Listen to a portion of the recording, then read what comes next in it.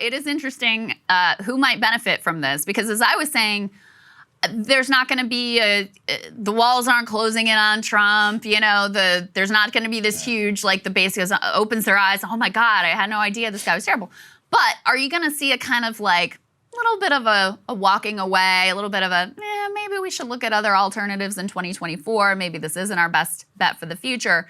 Yeah, I think you could potentially see that. And so probably the primary beneficiary of the January 6th hearings may end up being Florida Governor Ron DeSantis. Yeah, so let's go ahead and put this up there on the screen. It's a very interesting poll that you found, Krystal, from a media that they went ahead and wrote up from Yahoo News and YouGov. And here's what they asked. Would you rather see as the Republican nominee for president in 2024 among registered voters? Again, this is registered. They had 45% prefer Trump, while 36% DeSantis. But for Trump, in a primary poll, it is the closest anyone has gotten yet. And DeSantis actually came within a point of Trump in a poll commissioned recently by a new super PAC, which showed him exactly 1 point behind Donald Trump. Obviously, you pair that with the New Hampshire poll that we brought you all a little while ago, which actually showed DeSantis either tied or beating Trump in that primary state, which is dramatically important. And it does raise a lot of questions. It also points back to what you said, which is that the people who watched the Jan 6 committee coverage said that they would prefer DeSantis. Now, it's time for all the caveats. How many Republicans are really watching the January 6th committee hearing? Also, as we've all learned, registered voters are not always the likely voters. And Trump's superpower, for good or for ill, while he's been in politics, has been to draw in millions of people who are not engaged in the normal political system. They're not normal Republicans. They call themselves Trump Republicans. Some of them are registered Democrats. Some of them have not voted in 25 years. That's always been his major draw in politics, drawing people out of the woodwork that had never really been inside of traditional polling. Part of the reason, actually, why I don't really trust a lot of polls that include Trump in them, just because every poll we've ever seen on him has always not just been wrong, but dramatically wrong. True. From state by state to the national poll, they've always underestimated his appeal and his ability to draw votes out. So that's why I never count the guy out. And to the Jan 6 stuff, this is what I would say. I wish we lived in a country where a lot of this stuff mattered.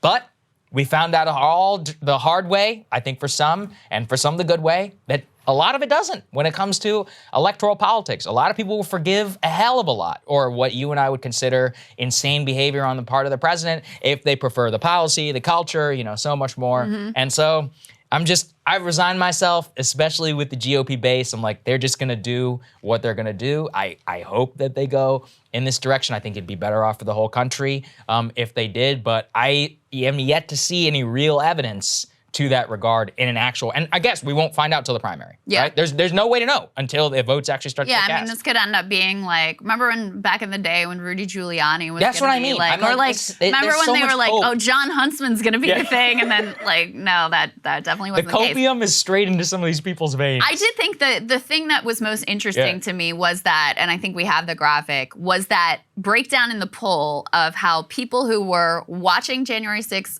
coverage versus those who weren't, versus those who were watching actually the live hearings, how that actually impacted whether they were for Trump or DeSantis. Go ahead and put this up on the screen. So they say that among people who have watched news coverage of the hearings, so not the hearings themselves, but news coverage of the hearings. Do we have this graphic, guys? I don't think we do. Actually. Oh, we don't? I thought we saw it. It's weird. Oh, okay. Yeah. Anyway, I'll just read it to you. My bad. So DeSantis leads Trump by 4 points among those who watched news coverage of the hearings. But he actually trails among those who watched it live, and he trails even more by those who did not watch. So if they're watching the sort of analysis of the news media about the January 6th coverage, they actually favor DeSantis by 4 points. So it's an interesting data point. I share your skepticism. I just don't see it with DeSantis. I keep coming back to what's the case you're going to make against Trump? Yeah. Because you can't just, sort of float in and be like, I think he's great, I think he's wonderful, but you should vote for me instead. No. As we saw with Bernie and Joe, you got to make a case against this dude, and it's got to be clear. It's got to land with the base. And I am just not sure what that case really is, because the case that the sort of the intellectual right elite make about it is, oh, he's like Trump, but he's not, without the Twitter account. Right. But they like the Twitter account. But the base likes the Twitter account. They like that. I mean, that was Trump's core appeal, was that he drove people that they hated absolutely insane. That is a satisfying thing to watch. So, and DeSantis, I mean, he definitely has the ability to drive liberals insane too, but Trump is the king of, you're not going to own the libs on the Republican side. You will never be better than Trump at that. And Trump is so good in live hand-to-hand combat.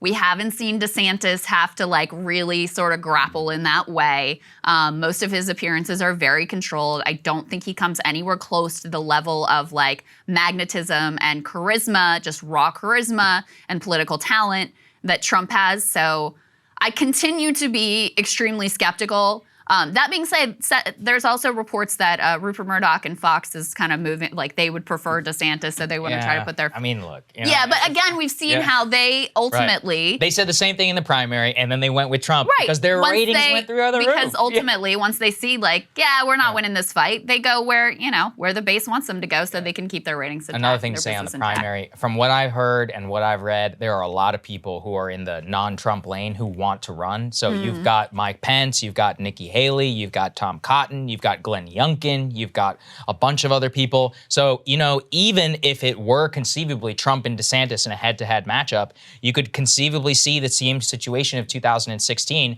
where you had all these people in the non-Trump category. Right. And Trump has such a solidification of his portion of the base that you could have Youngkin divide up the DeSantis vote, divide up the Nikki Haley vote, divide up the Mike Pence vote, and then you leave yourself with about 35-40%, which is exactly how Trump won the nomination. Because when is this poll, it was actually them head-to-head. Yeah, it's head-to-head, but that's not how primaries very work. Unlikely to be how it works out because, when you see the polls that have the Republican primary and it has Pence and all those other characters in it, usually the person after DeSantis is Pence, who has his own... He's got the evangelical. Yeah, he's got, Ted Cruz too. A lot of poll with evangelicals. You can see Mike Pence's play in the wake of Roe. He was the first out to be I'm going for the national ban, kind of laying his marker down of how he's going to position himself. So you can actually see more clearly what Mike Pence's case against Trump might be. Not that I think that it's going to work out for him either, but I always come back to, I don't know how DeSantis is going to make the case against Trump without pissing off the entire Republican base. We'll see. We will see. We will see. It's going to be fun to